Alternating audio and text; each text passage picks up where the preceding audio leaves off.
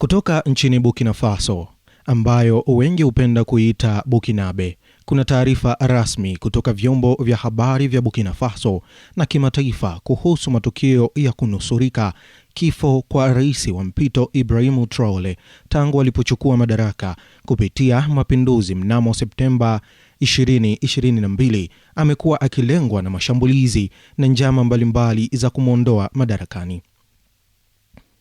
Napenda ni kurudishe nyuma kidogo ili tuelewane vizuri. Itakumbukwa kuwa mnamo Septemba 2023, serikali ya mpito ya Burkina Faso ilitangaza kuwa ilifanikiwa kuzuia jaribio la mapinduzi dhidi ya Rais Traore. Kwa mujibu wa taarifa rasmi, maafisa wa usalama na ujasusi walihusika katika njama hiyo ya kujaribu kupindua serikali. Baadhi ya wahusika walikamatwa na wengine walikuwa wakisakwa. Rais Traore aliwashukuru wafuasi wake kwa msaada wao na aliahidi kuendelea kuongoza serikali ya mpito licha ya changamoto zilizopo.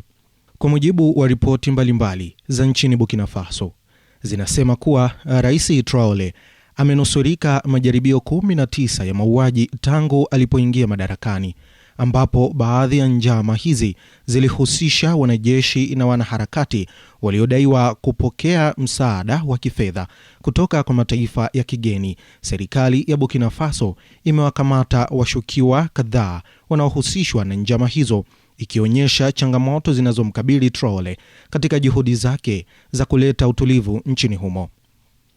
Rais Traore amesisitiza kuwa atachukulia usaliti kama kosa kubwa zaidi dhidi ya taifa na ameahidi kuwaleta wote wanaojaribu kuhujumu juhudi za serikali ya mpito watachukuliwa hatua kali.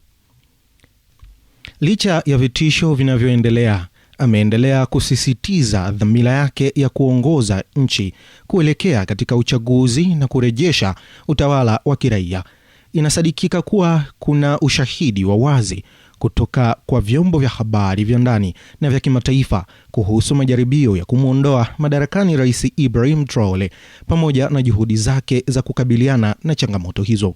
Siku chache zilizopita, ndani ya mwezi huu, amenusurika jaribio lingine zito ambalo halijawahi kutokea, ambapo mnamo Aprili 2025 Rais Traore alinusurika jaribio jingine la mauaji. Taarifa kutoka vyombo vya habari zinaeleza kuwa tukio hilo lilitokea katika mazingira ya kisiasa yenye changamoto, ambapo usalama wa taifa na uongozi wake vimekuwa vikikabiliwa na vitisho mbalimbali. Ingawa maelezo kamili kuhusu tukio hilo hayakutosheleza kwa mapana zaidi, inaonyesha kuwa hali ya usalama nchini Burkina Faso bado ni tete, na hii ni kutokana na majaribio na mitikisiko ya kujaribu uimara wa utawala wa mwamba huyo wa Burkina Faso.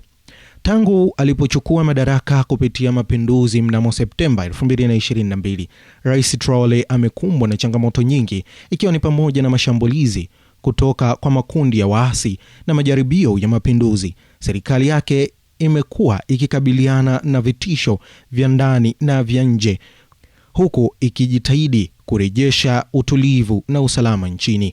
Serikali ya mpito ya Burkina Faso imekuwa ikichukua hatua mbalimbali kuhakikisha usalama wa viongozi na raia kwa ujumla. Hii ni pamoja na kuimarisha vikosi vya usalama na kuchukua hatua dhidi ya wale wanaopanga njama za kuhujumu serikali. Ni wazi kuwa Rais Ibrahim Traore ameendelea kukabiliwa na vitisho vya usalama, na tukio la mwezi huu linaloonyesha kuwa hali hiyo bado haijajulikana. Serikali inaendelea kuchukua hatua kuhakikisha usalama na utulivu nchini Burkina Faso.